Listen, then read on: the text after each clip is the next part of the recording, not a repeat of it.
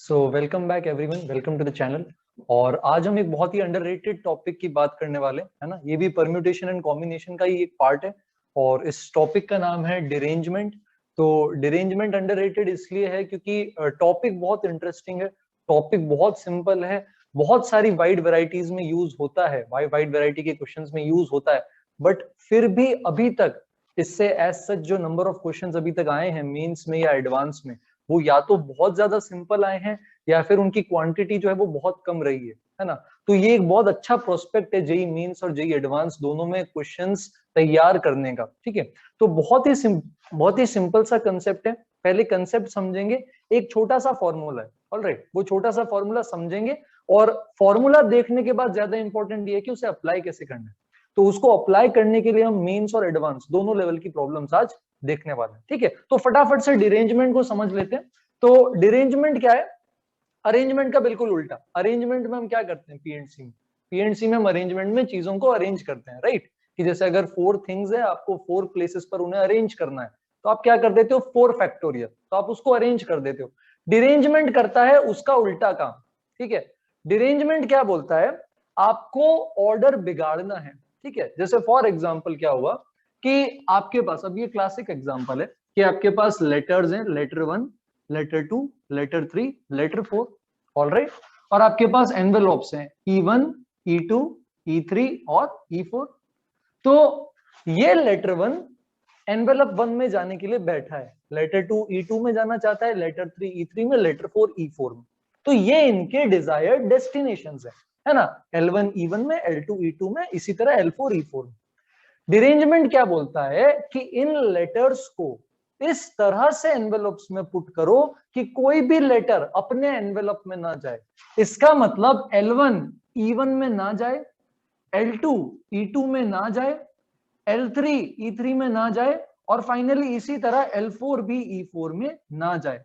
तो ये हमारी डिजायर्ड चीज को पूरा पलट के रख देता है, सब कुछ उल्टा पुल्टा कर देता है। ठीक है, तो अगर आपके पास n थिंग्स है ना, आपके पास n थिंग्स है, सपोज A1 से लेकर के AN तक, और आपको उन्हें B1 से लेकर BN बॉक्सेस के अंदर पुट करना है, या समझ लो A1 से लेकर AN थिंग्स को B1 से BN में मैप करना है। ठीक है, हर एक A को हर एक B अलॉट करना है। ठीक है, एक A को एक ही B देंगे, तो A को B को अलॉट करना है।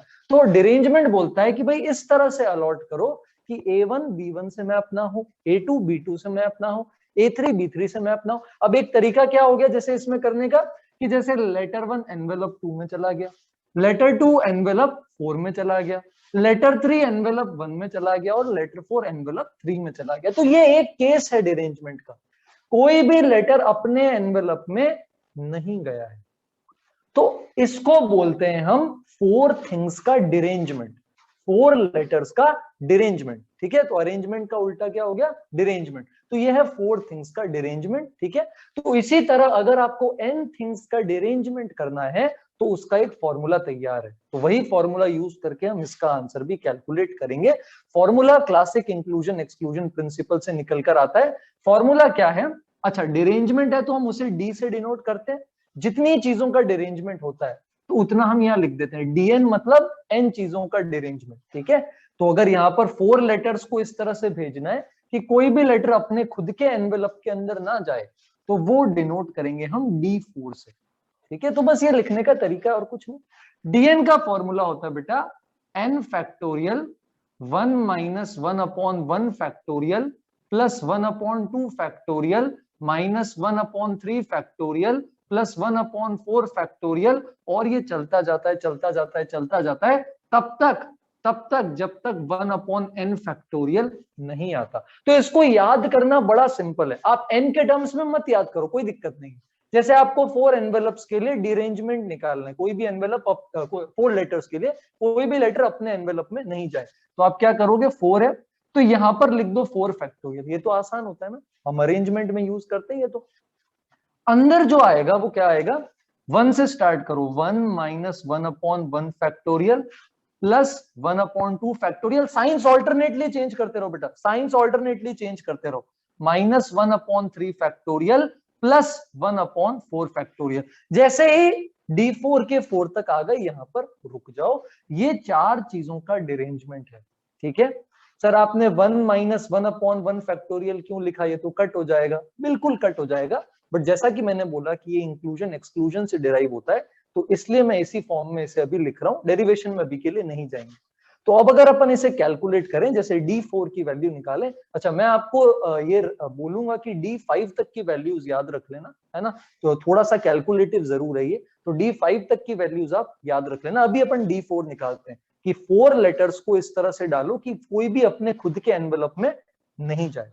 तो कैलकुलेट करो, 1 माइनस 1/1 फैक्टोरियल, ये तो कैंसिल हो जाएगा, तो क्या आएगा 4 factorial upon 2 factorial minus 4 factorial upon 3 factorial plus 4 factorial upon 4 factorial. अब इसे आप बड़े आसानी से कैलकुलेट कर सकते हो, 12 माइनस 4 प्लस 1। पीएनसी का ही टॉपिक है, तो मैं इतना अज्यूम कर रहा हूं कि आपको पीएनसी के बेसिक फंडे क्लियर है, तो ये आ जाएगा 9 के बराबर। तो लेटर को अगर रैंडमली पुट करना होता तो सोचो कितने सारे तरीके थे, 4 फैक्टोरियल यानी 24 वेज थे, बट इस तरीके से पुट करना कि L1 लेटर E1 में ना जाए, L2 लेटर E2 में ना जाए, L3 लेटर E3 में ना जाए, L4 लेटर E4 में ना जाए, उसके सिर्फ 9 वेज हैं, तो D4 की वैल्यू आ गई है 9। ठीक है, इसी तरह अगर आप D3 निकालेंगे तो D3 क्या आता है, 3 फैक्टोरियल बाहर, इधर 1 minus 1/1 factorial plus 1/2 factorial minus 1/3 factorial. आप देख सकते हो बेटा, माइनस प्लस ये ऑल्टरनेटली स्विच करता है, जैसा इंक्लूजन एक्सक्लूजन में होता है, और 3 के साथ जब यहाँ 3 आ जाए नीचे तो रुक जाओ। अब ये 1 से 1 तो कैंसिल ही हो जाएगा, तो बचेगा क्या, 3 factorial by 2 factorial minus 3 factorial by 3 factorial. तो ये आ जाएगा, D3 की वैल्यू अपने पास आ जाएगी 2 के बराबर।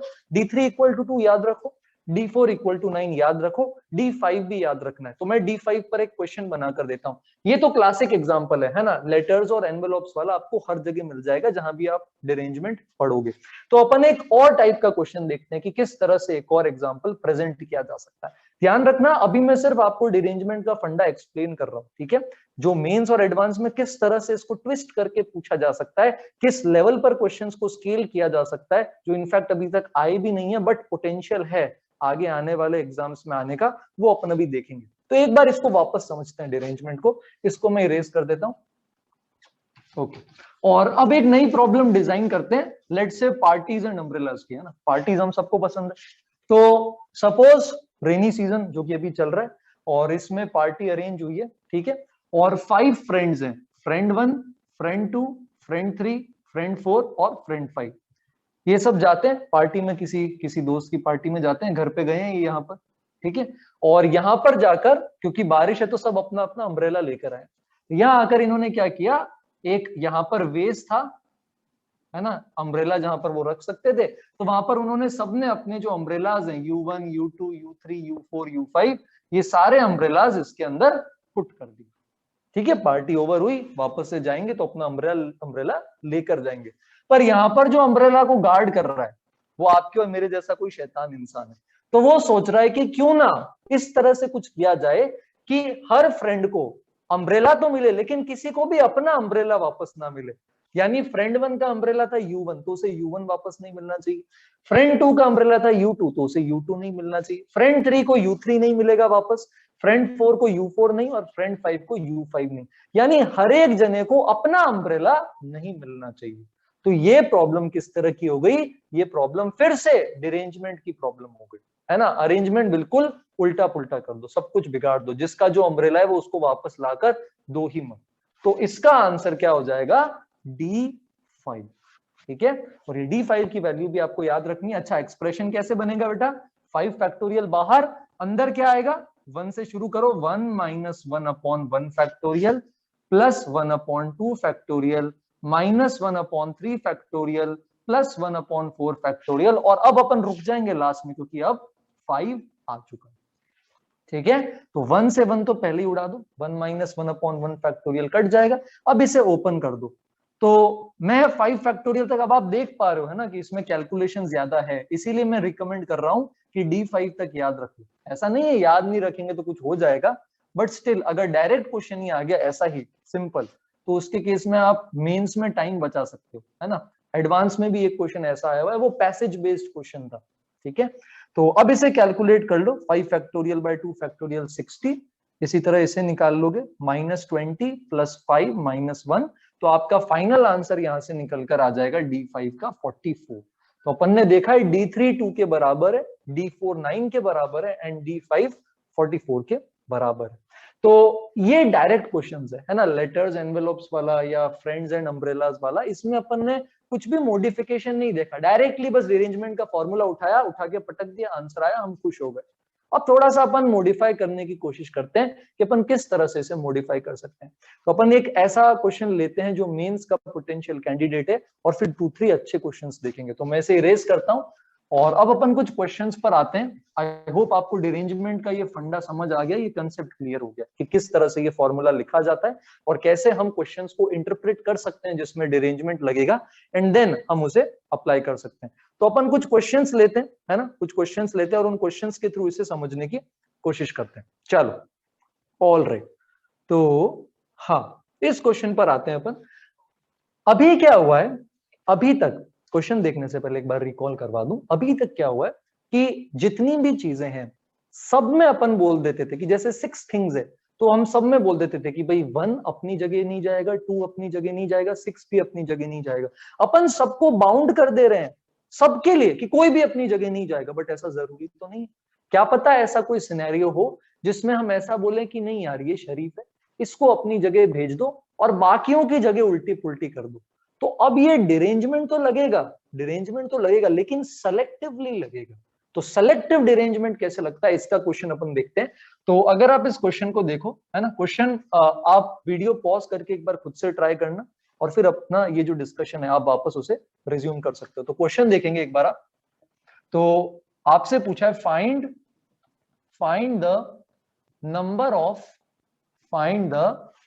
Of arrangements. अच्छा, क्वेश्चन में कभी डिरेंजमेंट मेंशन नहीं करेंगे बेटा, क्वेश्चन में कभी नहीं बोलेंगे नंबर ऑफ डिरेंजमेंट्स निकालो, वो आपको पकड़ना है। तो find the number of arrangements of all the digits of the number 1 2 3 4 5 such that at least, ये वर्ड पे ध्यान देना बेटा, ये वर्ड इंपॉर्टेंट है, इस पर मैं आऊंगा। such that at least 3 digits do not come in their original position। अब इसका मतलब समझते हैं, है ना, एक बार आप पॉज करके ट्राई कर लो, फिर अपन इसका मतलब समझते हैं। ओके, तो आपके पास एक नंबर है बेटा, क्या नंबर है आपके पास, 1 2 3 4 5, ये आपके पास एक नंबर है, ठीक है। सिंपली अगर अपन ऑल पॉसिबल अरेंजमेंट्स निकालें तो कितने होते हैं, टोटल 5 डिजिट्स है, 5 डिजिट का एक नंबर है, ठीक है। तो अपन इसके 5 फैक्टोरियल अरेंजमेंट्स बना सकते हैं, यानी कि 120, है ना। बहुत सारे होंगे, जैसे 5 4 3 2 1 2 3 4 1 5, इस तरह से 120 अरेंजमेंट्स पॉसिबल है। बट अब इसमें क्या बोला गया है, at least 3 digits do not come in their original position. Original position क्या है इसमें, जैसे ये 5 ब्लैंक्स है ना इसमें, तो यहाँ 1 आ रहा है, ये 1 की ओरिजिनल पोजीशन, ये 2 की ओरिजिनल पोजीशन, ये 3 की, ये 4 की, ये 5 की, इन सब की ओरिजिनल पोजीशन है। अब ये बोल रहा है कि भाई 120 तो चलो टोटल नंबर ऑफ अरेंजमेंट्स है ना, आप वो वाले अरेंजमेंट्स पॉइंट आउट करके बताओ जिसमें एटलीस्ट, ये इंपॉर्टेंट है बेटा, जिसमें कम से कम 3 डिजिट्स अपनी ओरिजिनल पोजीशन पर ना आए, मतलब कम से कम 3 डिजिट्स की जगह चेंज हो जाए, कम से कम 3 डिजिट्स मिसमैच हो जाए अपनी ओरिजिनल पोजीशन से, एटलीस्ट 3 डिजिट्स के अंदर ये कहानी होनी चाहिए। तो अब डिरेंजमेंट तो लगेगा। देखो इसके 2 केसेस, 2 सिनेरियोज हो सकते थे इसी क्वेश्चन को प्रेजेंट करने के। एक में बोल सकता था बेटा, ध्यान से सुनना, एक में बोल सकता था exactly 3 digits do not come, और इसमें इन्होंने बोला है at least 3 digits do not come in their original place. Exactly 3 digits do not come in their original place का मतलब है कि 5 में से 3 डिजिट आउट ऑफ 5, 3 डिजिट्स जो होंगी वो ओरिजिनल प्लेस पे नहीं आएंगी और 2 डिजिट्स अपनी ओरिजिनल प्लेस पे आ जाएंगी। तो इसमें अपन क्या करते, सुनना, एग्जैक्टली 3 वाले में अपन क्या करते, अपन 5 में से कोई भी 2 डिजिट्स चूज कर लेते हैं, है ना। लेट्स से 5C2, सपोज अपने पास चूज करने पर आया 2 और 5, तो इन 2 डिजिट्स को तो अपन इनकी ओरिजिनल पोजीशन पे रखेंगे, तो 2 यहीं पर बैठेगा, 5 यहीं पर बैठेगा, इसमें तो इनका अरेंजमेंट बिगाड़ना ही नहीं है। तो 5C2 से अपन ने क्या किया, वो 2 डिजिट सेलेक्ट कर ली जिनका अरेंजमेंट चेंज नहीं होगा, जो ओरिजिनल पोजीशन पे ही रहेंगी। बाकी की पीछे की जो 3 डिजिट्स है, सपोज यहां पर 1, 3 और 4 बचा, तो ये 1, 3 और 4 ये अपनी खुद की जगह पर नहीं आनी चाहिए। तो 1 भी अपनी जगह पर नहीं, 3 भी अपनी जगह पर नहीं, 4 भी अपनी जगह पर नहीं। इसका मतलब इन तीनों का डिरेंजमेंट करना है। 3 चीजों के डिरेंजमेंट को क्या बोलते हैं, अरे क्या बोलते हैं, D3। तो यहां पर आ जाता आंसर 5C2 से। तो 2 अच्छे बच्चे चुनो, उनको अपनी ही जगह पर बिठाओ, बचे हुए 3 बच्चे जो शैतान है उनके लिए डिरेंजमेंट कर दो। तो ये आ जाता 5C2 10 और D3 अभी अपन ने रटा था, क्या आया था D3 2। तो ये आंसर आ जाता है 20 के बराबर। तो ये एग्जैक्टली वाला सिनेरियो है और इस तरह का मेंस में आ सकता है। एटलीस्ट वाला भी मेंस में आ सकता है। एटलीस्ट का क्या मतलब होता है, एटलीस्ट का मतलब होता है कम से कम। क्या मतलब होता है एटलीस्ट का, कम से कम। तो बोल रहे हैं कि भाई कम से कम 3 के अरेंजमेंट तो बिगाड़ो, मजा नहीं आएगा नहीं। कम से कम 3 के अरेंजमेंट बिगाड़ दो। तो कम से कम 3 का, एटलीस्ट 3 का क्या मतलब है कि आइदर आप 3 के अरेंजमेंट बिगाड़ दो, जो कि अपन ने यहां किया एग्जैक्टली 3, या फिर एटलीस्ट 3 है तो आप 4 के भी बिगाड़ सकते हो, और एटलीस्ट 3 है तो आप 5 के भी बिगाड़ सकते हो। एटलीस्ट 3 का मतलब 3 या 3 से ज्यादा। तो हम 3, 4, 5 कितनों के भी अरेंजमेंट बिगाड़ सकते हैं।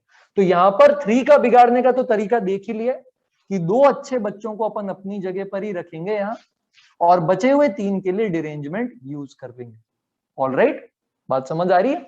4 में क्या होगा, कम से कम 4 का अरेंजमेंट बिगाड़ो, तो मतलब एक बच्चे की जगह तो बचा के रखो, एक बच्चा जो अच्छा है उसको सीट पे बिठा के रखो। जैसे सपोज कोई भी एक सेलेक्ट करना है, तो एक कितने वेज में सेलेक्ट कर सकते हो, how do you select 1 out of 5, we take 5C1। तो 5C1 से अपन ने एक बच्चा अच्छा चुना, उसको हमने बोला कि भाई आप अपनी जगह पर बैठे रहो, आप मत उठना यहां से। और बचे हुए 4 शैतान बच्चों के लिए अपन ने डिरेंजमेंट कर दिया D4।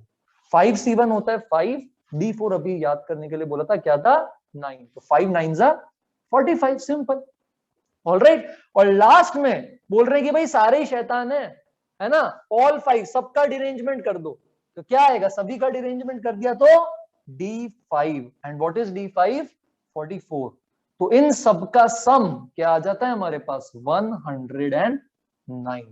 तो ये चीज भी आ सकती है डिरेंजमेंट में, जिसमें आपको डायरेक्टली ना नहीं बोला जाएगा कि सबका डिरेंजमेंट कर दो, सबकी जगह बिगाड़ दो। ऐसा बोलेंगे कि कम से कम इतनों की जगह बिगाड़ दो, है ना। तो यहां पर बोला एटलीस्ट 3 डिजिट्स की जगह ओरिजिनल पोजीशन से बिगाड़ दो। तो हमने कहा कितने की बिगाड़ दो, तो उन्होंने कहा कि कम से कम 3, मतलब 3 की, 4 की, 5 की, कितनों की भी बिगाड़ दो। तो हमने कहा अच्छा 3 की बिगाड़नी है, तो 5 में से कोई 2 को अपनी जगह पर बिठा के रखो, तो 5C2, और बचे हुए 3 के लिए डिरेंजमेंट। फिर 4 की बिगाड़नी है तो 1 को बचा के रखा अपनी जगह पे 5C1, बाकी के लिए D4।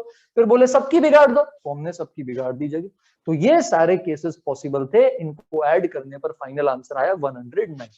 अब कभी हो सकता है किसी के दिमाग में आए कि सर 5C2 तो लिया, 2 फैक्टोरियल क्यों नहीं किया।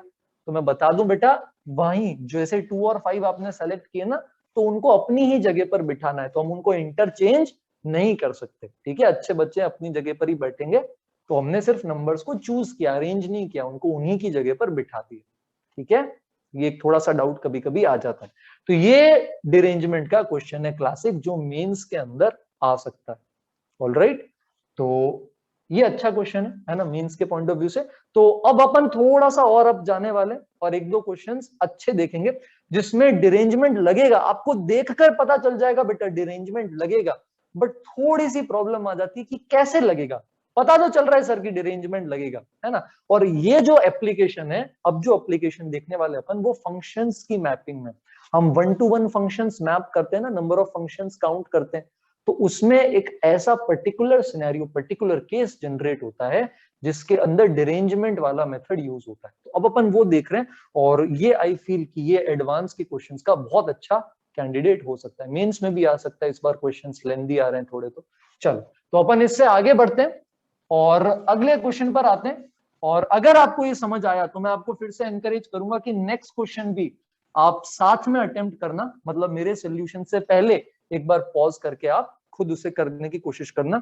जब तरीका देखेंगे तो ऐसा हलवा लगेगा कि इतना आसान था क्या। क्वेश्चन देखने में अजीब लगता है, पीएनसी में सॉल्यूशंस अजीब नहीं होते। हाँ, कभी केसेस गंदे गंदे बन जाते हैं, बट पीएनसी हमेशा मतलब बहुत यूनिक वेज में सॉल्यूशन को प्रेजेंट करता है, मैनिफेस्ट करता है। तो अपन आ जाते हैं अगले क्वेश्चन पे। ओके, ऑल राइट, ठीक है। तो ये देखो, ये 2014 में आया हुआ है, तो ये एक्चुअली प्रीवियस ईयर क्वेश्चन ही है। तो 2014 का क्वेश्चन है।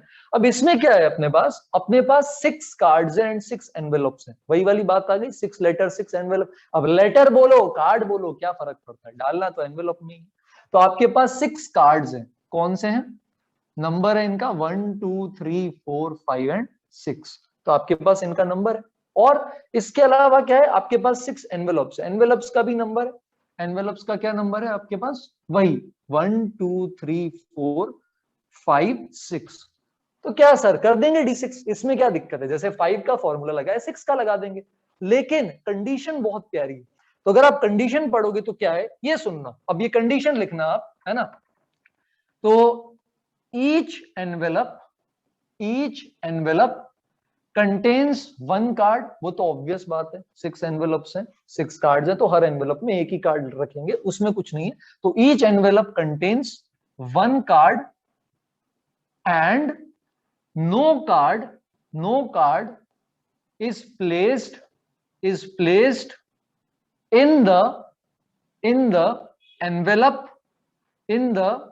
envelope bearing same number। ये फर्स्ट कंडीशन है। ये देखने पर लगता है कि डायरेक्टली D6 अप्लाई कर दो, हर एनवेलप के अंदर एक नंबर का कार्ड जाएगा और कार्ड का जो नंबर है वो एनवेलप के नंबर से मैच नहीं करना चाहिए। तो फिर से उल्टा पुल्टा करना है, अरेंज नहीं डिरेंज करना है, डिरेंजमेंट लग जाएगा, D6 आंसर आ जाएगा। बट इन्होंने थोड़ा सा एक स्टेप इसको आगे कर दिया। इन्होंने क्या बोला, ये देखना, बहुत प्यारी बात बोली, more over card one is placed in envelope 2। हाँ, ये बढ़िया बात निकल के आई है, card 1 is placed in envelope 2।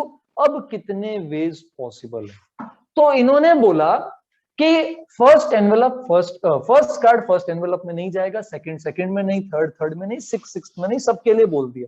ठीक है, तो अपन अगर इसको फंक्शंस के फॉर्म में देखें, ये डोमेन और ये रेंज, तो अपन इसमें क्या बोल सकते हैं, F of I not equal to I. यही क्वेश्चंस 1 फंक्शंस की काउंट करने के फॉर्म में भी इस तरह से रिप्रेजेंट किया जा सकता है। ठीक है, तो मैं आपको ये पहले से बता रहा हूं, तो ये बहुत इंपॉर्टेंट बात है। अभी फंक्शंस काउंटिंग पर बहुत क्वेश्चन आ रहे हैं जेईई मेंस में। अब इन्होंने बोला है कि फर्स्ट कार्ड जो है वो सेकंड एनवेलप में जाएगा।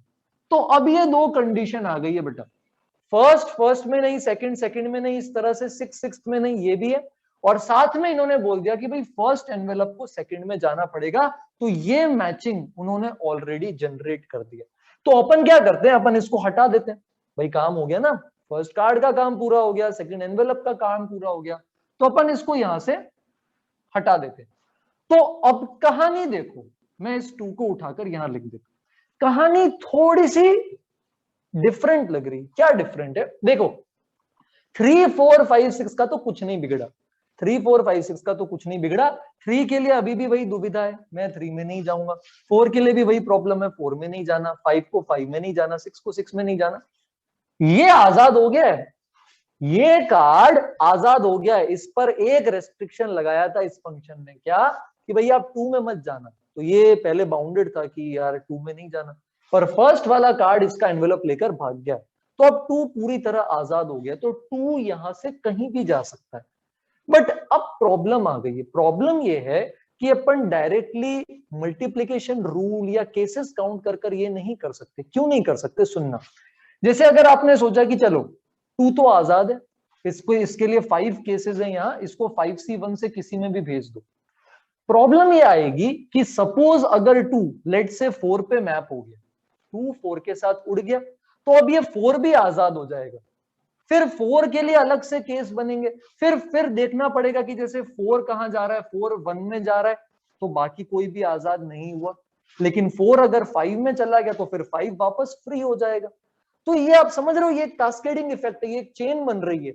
2 का 4 में जाना या 4 में नहीं जाना आगे आने वाले सारी कार्ड और एनवेलप पिक्स को अफेक्ट कर रहा है।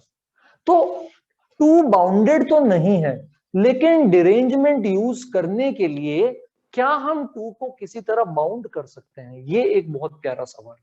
तो अपन यहां पर एक गेम खेलते हैं, अपन टू के साथ एक बहुत प्यारा गेम खेलने वाले हैं। मेरी बात सुनना, देखोगे तो आंसर एक लाइन में आ जाएगा और मजा आ जाएगा। इस तरह के सारे क्वेश्चन छोड़ दो, ठीक है।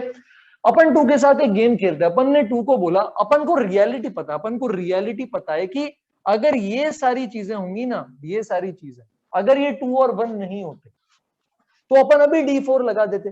3 3 में नहीं जाएगा, 4 4 में नहीं, 5 5 में नहीं, 6 6 में नहीं, अभी अपन D4 लगा के उड़ा देते इसे। पर ये कॉम्प्लिकेट कर रहा है चीजें, है ना। 2 और 1 मिलकर कॉम्प्लिकेट कर रहे हैं, तो अपन 2 के साथ गेम खेलते हैं। अपन 2 को दो बातें बोलते हैं। अपन 2 को बोलते हैं कि आप किस में जाना चाहते हो, ठीक है। आपके पास दो चॉइसेस है। अपन ने 2 को ये बोला कि आप एक सिनेरियो में तो 1 में चले जाओ, ठीक है, और दूसरे सिनेरियो में आप ये बोल दो कि मैं 1 में नहीं जाऊंगा, मेरे को 1 पसंद नहीं। दो ही सिनेरियो होते हैं ना। अरे समझो देखो, 2 के पास दो ही चॉइसेस है, या तो 1 में जाए या 1 में नहीं जाए। 1 में नहीं जाएगा तो इतनी सारी चॉइसेस होगी। तो 2 के पास दो चॉइसेस है। क्या क्या चॉइसेस है? अपन ने 2 को बोला, देखो भाई आपके पास दो चॉइस है इस गेम में, या तो आप 1 को पकड़ लो चुपचाप, या फिर आप बोल दो कि मेरे को 1 नहीं पसंद है। ये दो ही केसेस पॉसिबल। तो 2 ने भी अपना सपोर्ट किया। 2 ने कहा ठीक है, एक केस में मैं बोलूंगा कि मैं तो 1 पे मैप करूंगा, एक केस में मैं ये स्ट्रिक्टली बोल दूंगा कि मैं 1 में नहीं जा सकता।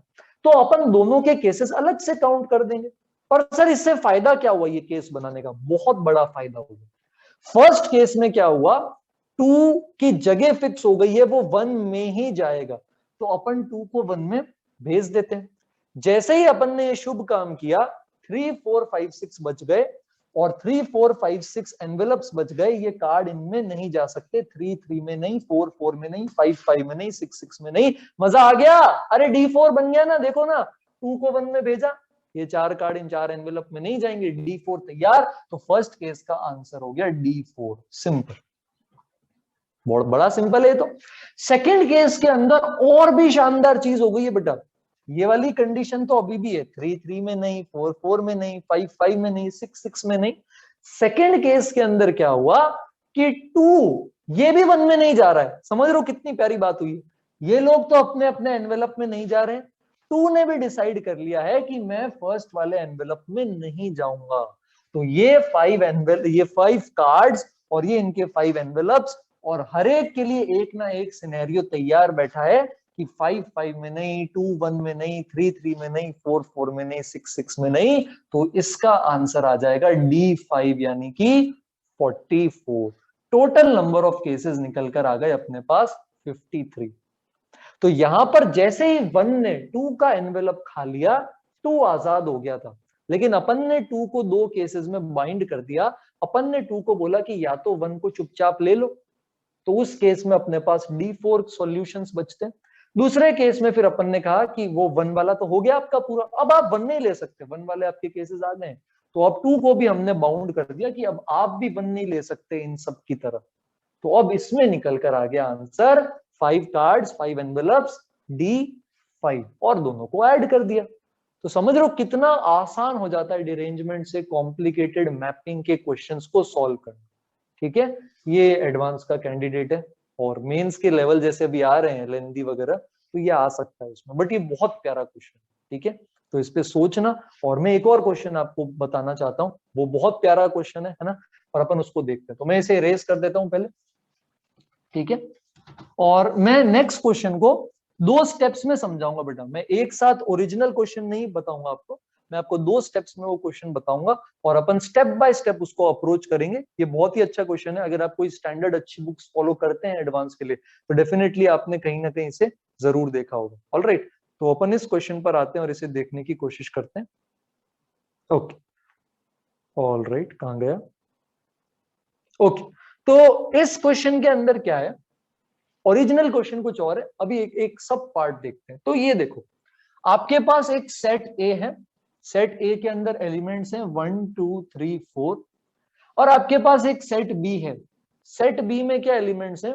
1 2 3 4 और 5, एक एक्स्ट्रा एलिमेंट है। आपको 1 1 फंक्शंस, इंजेक्टिव फंक्शंस, 1 1 मैपिंग होती है ना, एक एलिमेंट एक से ही मैप होगा, तो आपको 1-1 फंक्शंस 1 to 1 एक एलिमेंट से एक एलिमेंट ये मैप करना है। तो आपको इंजेक्टिव मैपिंग 1-1 मैपिंग करनी है और कंडीशन है, कंडीशन क्या है आपके पास, वही same fi not equal to I. मतलब f1 की वैल्यू 1 नहीं हो सकती, f2 2 नहीं हो सकता, f3 3 नहीं हो सकता, f4 4 नहीं हो सकता। तो आप बोलोगे सर ये तो सिंपल है, फिर से d4 कर दो, क्या दिक्कत है? ये 5 बहुत बड़ी दिक्कत है। यहां से तो क्या होगा, 4 एरोज निकलेंगे और वो 4 एरोज निकलकर 1 से 5 में जाएंगे। अब अगर ये 5 नहीं होता बेटा तो कोई भी दिक्कत नहीं थी, अपने पास ये सिंपल वही सिनेरियो होता और अपन आंसर बना देते d4।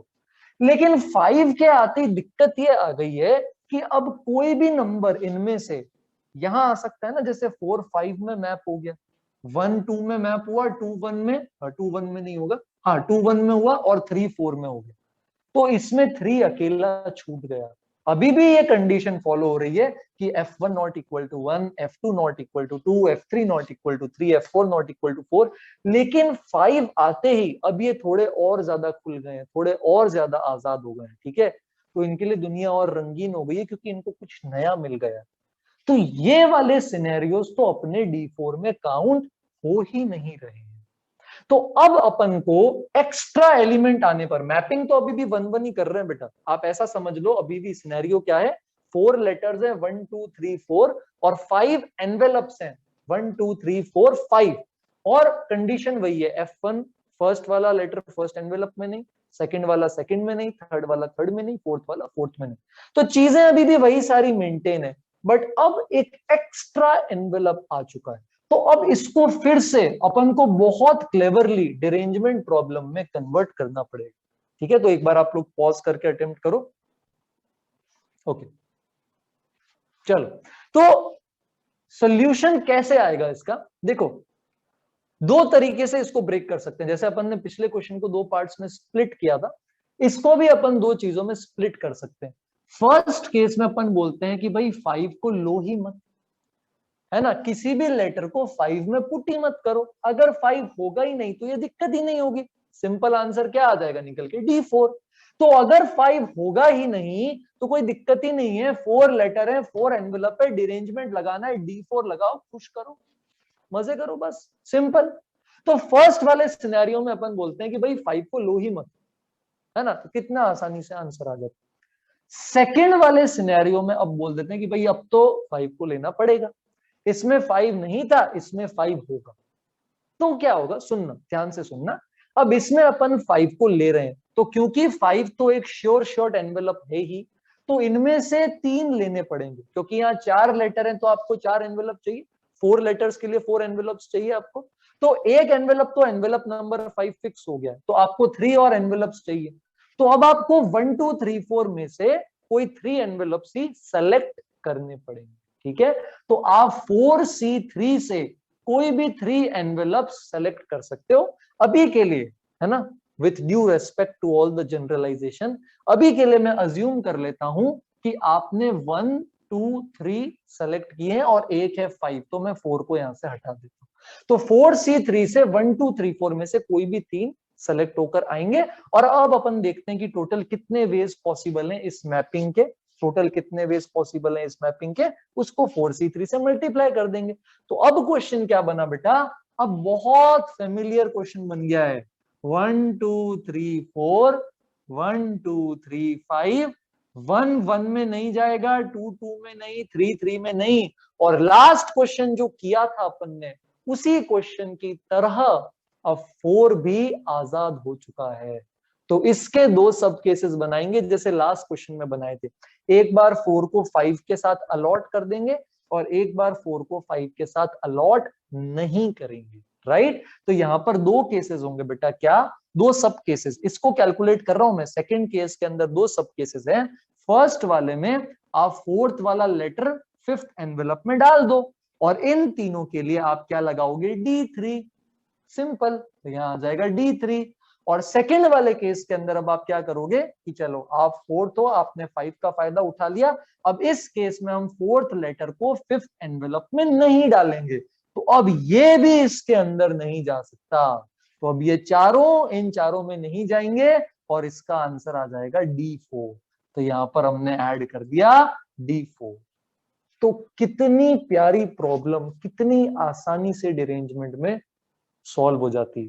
ठीक है, तो ये 9 है, D3 होता है 2, D4 9 और 4C3 होता है 4। इसे अगर हम सॉल्व करेंगे 4 into 11 तो 44, 44 + 9 फिर से 53 आ गया, लास्ट क्वेश्चन वाला आंसर। तो अगर हम इसे फिर से देखें, एक बार हम रिवाइज करें कि ये क्या था, तो इस क्वेश्चन में क्या था, 1 2 3 4 को 4 लेटर्स हैं, ऐसा समझ लो 4 लेटर्स हैं, उनको 5 एनवेलप्स में डालना है, 1 2 3 4 5, 1 2 3 4 5 में डालना है। और वही डिरेंजमेंट वाली कंडीशन है, फर्स्ट वाला फर्स्ट में नहीं, सेकंड सेकंड में नहीं, थर्ड थर्ड में नहीं, फोर्थ फोर्थ में। ठीक है, तो फर्स्ट केस में बोला 5 को मत लो, तो प्लेन सिंपल डिरेंजमेंट हो गया D4। सेकंड में बोला 5 को ले लो, तो हमने कहा कि भाई एक को तो छोड़ दो, एक को छोड़ दो, किसको छोड़ें किसको लें, तो हमने कहा 4C3 से किन्हीं भी 3 को ले लो। तो एक एग्जांपल ले लिया, जैसे 4 गायब। तो अब इस 4C3 के साथ क्या मल्टीप्लाई होने वाला है कि किन वेज में आप 1 2 3 4 को 1 2 3 5 के साथ अलॉट करते हो। अब ये अपना लास्ट क्वेश्चन वाली प्रॉब्लम ही बन चुकी है। तो इसमें अपन ने क्या किया, एक बार 4 जो है वो 5 में डाल दिया, तो D3 आंसर आया। और एक बार हमने बोला कि भाई जैसे 1 1 में, 2 2 में, 3 3 में नहीं जा रहा है, 4 भी 5 में नहीं जाएगा, तो फिर वो D4 आंसर आ गया। तो यहाँ पर D3 + D4 आ गया, और फिर अब अपन ने सबको ऐड कर दिया, और ये बहुत प्यारी और बहुत क्लासिक प्रॉब्लम सॉल्व हो गई। ठीक है, मेरे को पर्सनली लगता है कि इस लेवल तक एडवांस में क्वेश्चन जा सकते हैं, पर मैंने जैसा कि आपको कहा था कि एक बड़े और अच्छे क्वेश्चन का सब पार्ट है, तो मैं अब आपके लिए ये क्वेश्चन एक लेवल और ऊपर स्केल करने वाला हूँ। और यहां तक समझ में आया तो वेल एंड गुड, बहुत अच्छा, बट मैं सीरियसली चाहता हूं कि आप लास्ट वाले क्वेश्चन को भी खुद से सॉल्व करें और समझे। लास्ट वाले क्वेश्चन में मैं क्या कर रहा हूं, सेम ही प्रॉब्लम रख रहा हूं, लास्ट वाले क्वेश्चन में मैं सेम ही प्रॉब्लम रख रहा हूं, बस यहां पर मैं 5 के साथ 6 भी ऐड कर रहा हूं। तो ये 4 लेटर्स हैं और इस बार 6 एनवेलप्स आ चुके हैं। 4 लेटर्स हैं लेकिन 6 एनवेलप्स आ चुके हैं। तो अब इसको कैसे करें, चाहिए तो अभी भी 4 ही एनवेलप्स, तो अपन इसी क्वेश्चन को एक्सटेंड कर देते हैं। कैसे एक्सटेंड करेंगे अपन इस क्वेश्चन को, पहले वाले केस में तो यही बोलेंगे, एक बार पॉज करके करना जरूर आप, है ना, फिर अपन इस पे आते हैं, और बहुत प्यारा क्वेश्चन है, बड़ा मजा आएगा। पहले वाले केस में तो वही बोलते हैं कि चलो 5 और 6 को नहीं लेना, 1 2 3 4 ही लो, D4 कर दिया। सेकंड वाले केस में अपन क्या बोलते हैं कि 6 को मत लो, 5 को ले लो, और इन 4 में से किन्हीं 3 को पिक कर लो, जैसे अपन ने पहले किया था ना। तो यही आंसर आएगा इसमें 44, जो कि अपना आ गया 44 इस तरह से। ठीक है, कोई दिक्कत तो नहीं इसके अंदर। और इसी तरह अब अपन एक थर्ड केस तैयार कर सकते हैं बेटा। थर्ड केस में अपन क्या करेंगे, जैसे यहां आपने 5 चूज किया था और इनमें से 3 एनवेलप्स लिए थे, अब मैं यहां पर 6 चूज कर रहा हूं और 5 नहीं कर रहा। ठीक है, तो मैं बेसिकली, आप समझ गए होंगे, मैं 4 केसेस बना रहा हूं। पहले 4 कार्ड्स, 4 लेटर्स के लिए 1 2 3 4 यही एनवेलप्स रखेंगे। सेकंड वाले के अंदर अपन क्या कर रहे हैं, 5 को ले रहे हैं और इनमें से कोई 3 ले रहे हैं। थर्ड वाले में अपन 6 को लेंगे और इनमें से कोई 3 लेंगे। और लास्ट केस के अंदर 4 केस बन रहे हैं, लास्ट केस के अंदर 5 और 6 दोनों लेंगे और इनमें से कोई 2 एनवेलप्स लेंगे। बड़ा हो गया ना क्वेश्चन कितना। तो यहां पर क्या होगा, जो आंसर 5 में आया वही आंसर 6 में आएगा। ये अब आपके लिए एक्सरसाइज है इसको करना। एग्जैक्ट सेम अप्रोच है। अब अपन इसमें क्या करेंगे, जैसे 6 ले रहे हैं ना, अपन 6 ले रहे हैं और इनमें से 3 ले रहे हैं, तो पहले आप 4C3 से सेलेक्ट करोगे, फिर आप वापस इसी सिचुएशन में पहुंच जाओगे, बस 5 की जगह 6 आ जाएगा और एग्जैक्ट सेम आंसर आएगा D3 + D4। तो ये सॉल्व होकर बन जाएगा 44। अब लास्ट वाले पर आ जाते हैं, फोर्थ पॉसिबल केस। बहुत प्यारा केस बेटा, इसमें 5 भी लेंगे 6 भी लेंगे, इनमें से कोई 2 ही लेंगे। तो 4C2, अपन 5 और 6 दोनों ले रहे हैं। पहले क्या था, फर्स्ट केस में 6 भी नहीं 5 भी नहीं, सेकेंड केस में 5 लिया 6 नहीं, थर्ड केस में 6 लिया 5 नहीं, और अब अपन फाइनली 5 और 6 दोनों को पिक कर रहे हैं। ठीक है, बहुत प्यारा क्वेश्चन है। ठीक है, तो इसमें अपन क्या कर रहे हैं, 5 और 6 दोनों को पिक कर लिया है, तो इनमें से 2 ही लेटर्स लेने हैं। तो कैसे लोगे बेटा, 4C2 यानी 6 तरीके से आप कोई दो एनवेलप्स लोगे तो without loss of any generality मैं ये अज्यूम कर रहा हूं कि 1 2 3 4 के साथ इधर ये दो एनवेलप्स उठ के आए हैं। आप कोई भी दो ले सकते हो, सेम आएगा आंसर। तो यहाँ 1 है, 2 है, 5 है और 6 है। ठीक है, अब इसमें कोई डिरेंजमेंट नहीं लगाएंगे, डायरेक्टली केसेस काउंट कर लेंगे, सिंपल है। बस 1 1 में नहीं जाना चाहिए, 2 जो है वो 2 में नहीं जाना चाहिए, बाकी सब आजाद है। ठीक है, तो अपन टोटल पॉसिबल 4 फैक्टोरियल अरेंजमेंट्स में से इंक्लूजन एक्सक्लूजन यूज करके वो केसेस हटा लेंगे जब 1 1 में जा रहा है या फिर 2 2 में जा रहा है। तो टोटल केसेस हैं इसमें बेटा 4 फैक्टोरियल माइनस 1 1 में चला गया। 1 अगर 1 में चला गया तो अब ये 3 बचे हैं अपने पास। इनके अरेंजमेंट कितने हो गए? 3 फैक्टोरियल। तो टोटल पॉसिबल केसेस आपके पास 4 फैक्टोरियल है। इसमें से अब हम सब्ट्रैक्ट कर लेंगे वो केसेस जिसमें 1 1 से मैप हो रहा है और 2 2 से मैप हो रहा है। तो जब 1 1 से मैप होगा तो बचे हुए जो 3 एलिमेंट्स हैं उनके पास 3 फैक्टोरियल चॉइसेस है, तो वो 3 फैक्टोरियल केसेस। फिर जब 2 2 से मैप हो रहा है तो 1 3 और 4 के पास भी 3 चॉइसेस है, तो उसके भी 3 फैक्टोरियल केसेस सब्ट्रैक्ट कर दिए। बट इस बीच क्या हुआ है कि 1 1 से मैप हो और 2 2 से मैप हो, ये केसेस डबल काउंट हो गए, तो वो केसेस अब ऐड करने पड़ेंगे। तो इंक्लूजन एक्सक्लूजन जिन्हें पता है वो उनको ये चमक जाएगा। ठीक है, तो इसमें इंक्लूजन एक्सक्लूजन हो रहा है, तो 1 से 1 की मैपिंग वाला सब्ट्रैक्ट किया, 2 से 2 की मैपिंग वाला सब्ट्रैक्ट किया। अब वो केसेस ऐड कर रहे हैं जब 1 1 से मैप हो रहा है और 2 2 से मैप हो रहा है। तो ये दोनों जब अपने आप से मैप हो रहे हैं तो इन दोनों के पास 2 ही चॉइसेस है, तो प्लस का 2 फैक्टोरियल। तो ये सॉल्व होकर हमारे पास आ जाएगा 24 माइनस 6 प्लस 2 यानी कि 14। तो ये अपने पास आ गया 4c2 इंटू 14, ये सॉल्व होकर हो जाएगा 84। इन सबको अगर ऐड कर दें 84 44 44 एंड 9 तो फाइनल आंसर हमारे पास आ गया 181। तो ये जो लास्ट वाला प्रॉब्लम था ये काफी कॉम्प्लेक्स है ना, और इसको आप देख सकते हैं और कोई भी सजेशंस है तो आप उसके केस में मुझे बता सकते हैं। तो डिरेंजमेंट अगेन बहुत अंडररेटेड टॉपिक है बट इसकी इंपॉर्टेंस है। तो अभी तक ज्यादा क्वेश्चंस नहीं आए हैं, पीवाईक्यू में 1 या 2 क्वेश्चंस ही आए हैं, बट टॉपिक अपने आप में बहुत इंपॉर्टेंट है और जो फंडामेंटल्स हैं इसके वो इंक्लूजन एक्सक्लूजन प्रिंसिपल पर ही बेस्ड है। Okay, so thank you everyone.